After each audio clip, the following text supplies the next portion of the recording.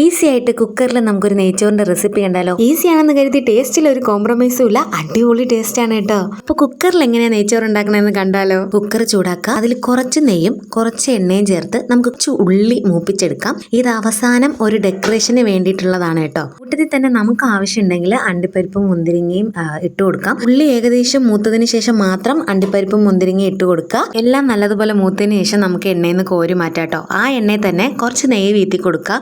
നെയ്ച്ചോറാണല്ലോ ഉണ്ടാക്കുന്നത്. ഇതിലേക്ക് all spices ഇട്ട് കൊടുക്കുക. പട്ട, ഗ്രാമ്പു, ഏലക്ക, അതിന്റെ കൂടെ പെരിഞ്ചീരകവും കൂടി ഇട്ട് കൊടുക്കുന്നുണ്ട്. ഇതെല്ലാം ഒന്ന് മൂത്ത് വന്നതിന് ശേഷം നമുക്ക് ഒരു ചെറിയ സവാള അരിഞ്ഞതും കൂടി ചേർത്ത് കൊടുക്കാം. നെയ്യിൽ ഉള്ളി നന്നായിട്ട് വശക്കി എടുക്കുക. നമ്മളിതിൽ വെജിറ്റബിൾ ആയിട്ട് ക്യാരറ്റ് മാത്രമേ ഇടുന്നുള്ളൂ. ഞാൻ ഹോട്ടലിൽ നിന്ന് വാങ്ങിച്ചിട്ടുള്ള നെയ്ച്ചോറിലൊക്കെ ക്യാരറ്റ് മാത്രമാണ് എനിക്ക് കിട്ടിയിട്ടുണ്ടായിരുന്നത്. അതുകൊണ്ടാണ് ഞാൻ ആ ഒരു സ്റ്റൈൽ കിട്ടട്ടെ എന്ന് വിചാരിച്ചിട്ട് അങ്ങനെ ചെയ്തത്.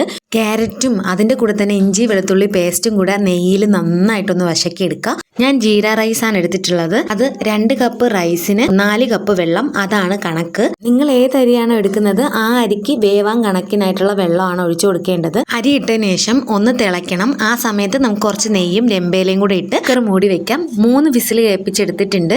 അരി നന്നായിട്ട് വെന്ത് വന്നിട്ടുണ്ട്. ഇതിലേക്ക് മല്ലിയിലയും പുതിനയിലയും കൂടി ഇട്ട് കൊടുക്കുക. നമ്മൾ ഈ വറുത്ത് വെച്ചിരുന്നില്ലേ അണ്ടിപ്പരിപ്പും മുന്തിരിങ്ങയും ഉള്ളിയും കൂടെ, അതും കൂടെ നമുക്ക് ഇതിന്റെ മുകളിലായിട്ട് ഇട്ട് കൊടുത്തിട്ട് നന്നായിട്ട് മിക്സ് ചെയ്തെടുക്കാം. നല്ല ടേസ്റ്റി ആയിട്ടുള്ള നെയ്ച്ചോറ് റെഡി ആയിട്ടുണ്ട്. നമുക്ക് വെജിറ്റബിൾ കറിയുടെ കൂടെയോ ചിക്കന്റെ കൂടെയോ എങ്ങനെയെന്ന് വെച്ചാൽ എടുക്കാം. അടിപൊളി ടേസ്റ്റ് ആണ് കേട്ടോ. എല്ലാവരും ഒന്ന് ട്രൈ ചെയ്ത് നോക്കണം. നിങ്ങൾ നെയ്ച്ചോറ് ഇതുപോലെയാണ് ഉണ്ടാക്കുന്നത് എന്നുള്ളത് കമന്റായിട്ട് എന്നെ അറിയിക്കുക. ഇതല്ലാതെ വേറെ റെസിപ്പി ഉണ്ടെങ്കിൽ അതും കൂടി എനിക്ക് ഷെയർ ചെയ്യുക. പുതിയതായിട്ട് ആരെങ്കിലും ചാനൽ കാണുന്നുണ്ടെങ്കിൽ ഒന്ന് സബ്സ്ക്രൈബ് ചെയ്ത് സപ്പോർട്ട് ചെയ്തോളൂ. മറ്റൊരു ഡേറ്റ് വരും വരെ എല്ലാവർക്കും ടാറ്റാ ബൈ, സീ യു.